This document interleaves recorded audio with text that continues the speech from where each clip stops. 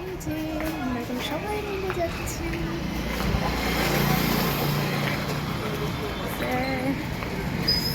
আমরা সবাই তো সকাল সকাল আমরা কলকাতা থেকে বেরিয়ে পড়েছিলাম এই শান্তিনিকেতনের উদ্দেশ্যে। তো ফাইনালি আমরা শান্তিনিকেতনে এসে পৌঁছে গেছি। আর এখানে এসে আমাদের এত ভালো লাগছে, এত ভালো লাগছে যে বলে বোঝানো যাবে না। এখানে এসে দেখি এই পৌষ মেলাটা এত সুন্দর আর এত বড়, আমাদের সত্যি সবার মন পুরো একদম কেড়ে নিয়েছে। আর এই যে এখানে দেখুন, বিভিন্ন জায়গা থেকে বিভিন্ন সব শিল্পীরা এসেছে আর তাদের নিজেদের হাতে জাদু দেখাচ্ছে।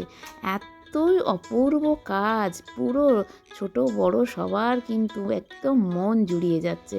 আর এই যে এখানে দেখুন, রাস্তার দু সাইডে কত রকম কত ধরনের জিনিসপত্র, আর দেখে এতটা ভালো লাগছে যে কোনটা ছেড়ে কোনটা দেখি আর কোনটা ছেড়ে কোনটা দেখবো না, মানে ভাবতেও পারছি না। এত ভালো আর এত বড়, সারাদিনে এটা দেখে কতটা শেষ করে উঠতে পারবো সেটা আর বলার কথা না।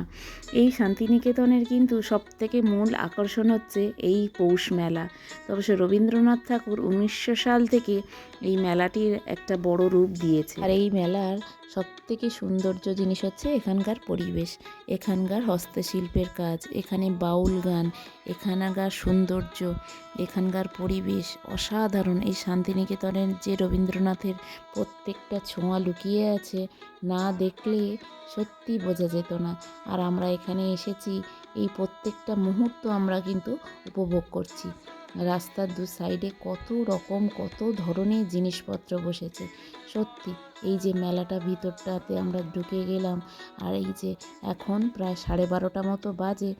এই যে দেখুন মেলাটা কত বড়, কী যে ভালো লাগছে সে আর আপনাদের কি বলবো। এটা আমার বহুত দিনের ইচ্ছে ছিল যে শান্তিনিকেতনে কোনো একদিন যাব, গিয়ে আমি এই পৌষ মেলাটা উপভোগ করব। তবে সেই মেলা জানেন তো 23শে ডিসেম্বর থেকে 28শে ডিসেম্বর পর্যন্ত হবে, তারপরে আর মনে হয় না মেলাটা আর থাকবে। তাই আমরা চলে এসেছি আজকের 25শে ডিসেম্বর। ওই জন্য আজকে লোকের ভিড়টা দেখুন, কত লোক পুরো থিক থিক করছে এই দুপুরবেলা। আর মেলাটা কি কালারফুল লাগছে দেখুন। এখন যদিও বা এই কালারফুল লাগছে এই দুপুর 12:30 একটা নাগাদ, না জানি রাত্রেবেলা এই লাইটগুলো জ্বললে কতটা ভালো লাগবে।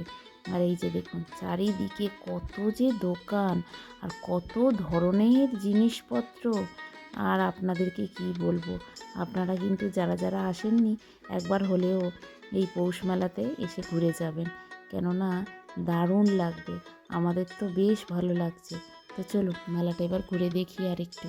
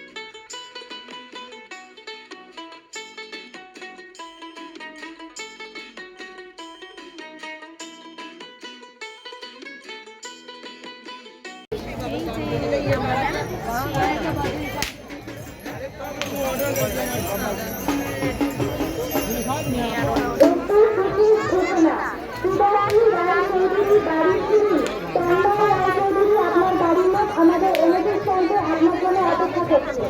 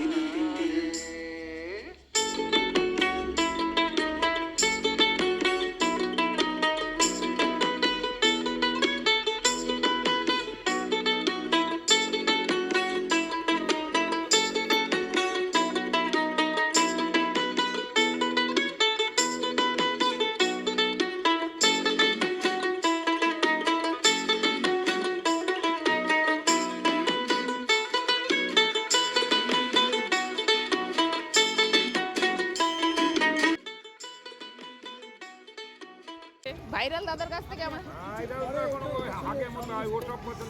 না না ভাইরাল দাদা নাকি 15 বছর আজকে কটবেল দেখছি এখানে আমি আর গাছ পাকা এই যে ভাইরাল দাদার কাছ থেকে ভাইরাল মাখা খাচ্ছি কটবেল মাখা তো খেয়ে দেখবো আমরা কেমন করেছে কটবেল মাখা